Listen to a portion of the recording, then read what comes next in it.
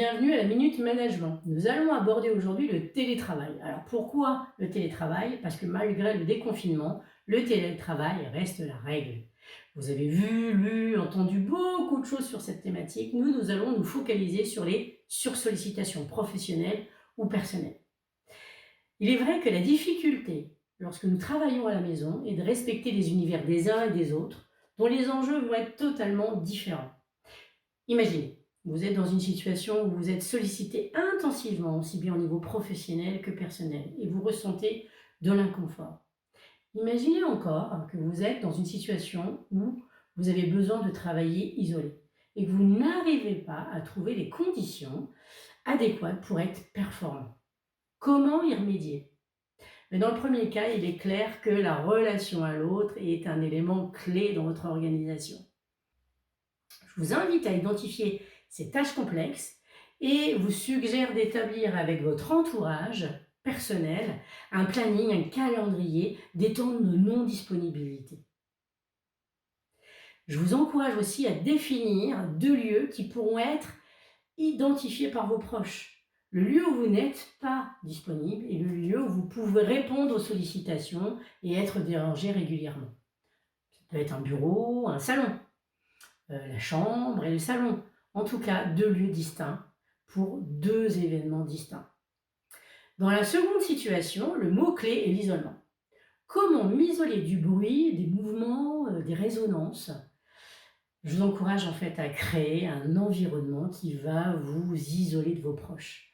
Avec un paravent par exemple, des fleurs. Pensez à positionner votre bureau ou votre table de façon à tourner le dos au lieu de vie, face à la fenêtre par exemple.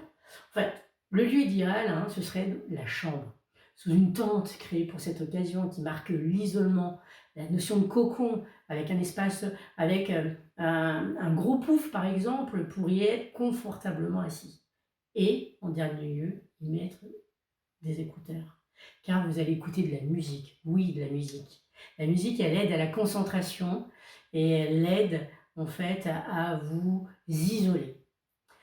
Donnez aussi la permission à votre entourage de venir vous déranger en fin de matinée et à couper en fait cet isolement. Quant aux sollicitations liées au travail, posez des règles. Créez des rites, un temps nécessaire pour garder le lien, une fois par jour, une fois par semaine, selon vos besoins et vos envies. Concernant les outils de communication, créez tout ce qui peut faciliter la communication et ne pas l'encombrer. Par exemple pour le téléphone. Si tu m'appelles 2 fois d'affilée, je sais que c'est une urgence, je répondrai immédiatement. Pour tous les autres cas, si je ne te réponds pas, c'est que je ne suis pas disponible. Concernant les mails, vous pouvez envisager de dire je lis mes mails à 8h, à 14h et à 18h. Les personnes qui souhaitent en fait à ce qu'on réponde à leurs mails sauront à quel moment ils devront en fait communiquer par mail avec vous. Pour résumer, pour éviter d'être dans l'inconfort et d'être sursollicité, première chose, c'est créer, vous, un univers serein dans lequel vous serez bien. La deuxième chose, c'est conserver du lien avec votre famille, du lien avec votre environnement professionnel. La troisième chose, c'est impliquer votre communauté personnelle dans l'organisation de vos journées. Et le dernier point essentiel, c'est créez-vous symboliquement votre fin de journée. Tout comme lorsque vous prenez votre voiture, votre trottinette, votre bus, prenez un temps pour vous, allez vous promener, jouer, créer un temps final.